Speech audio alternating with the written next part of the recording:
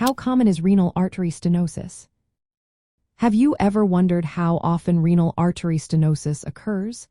This condition, which is a narrowing of the arteries supplying blood to the kidneys, plays a significant role in hypertension management.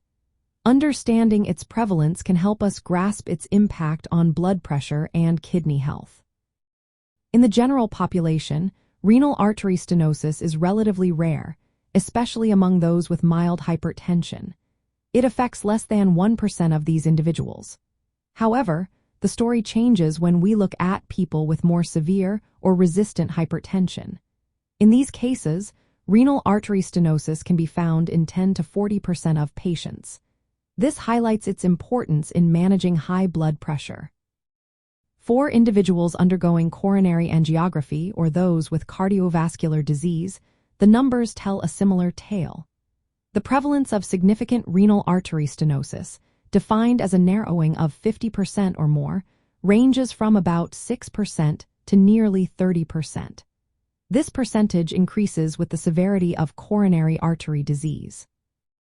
For example, patients with multiple vessel disease often have higher rates of renal artery stenosis compared to those with a single vessel affected.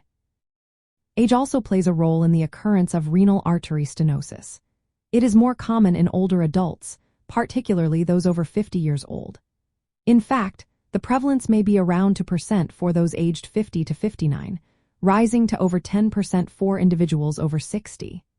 Additionally, it is frequently seen in patients with other atherosclerotic conditions, such as peripheral artery disease and abdominal aortic aneurysm. The two primary causes of renal artery stenosis are atherosclerosis and fibromuscular dysplasia.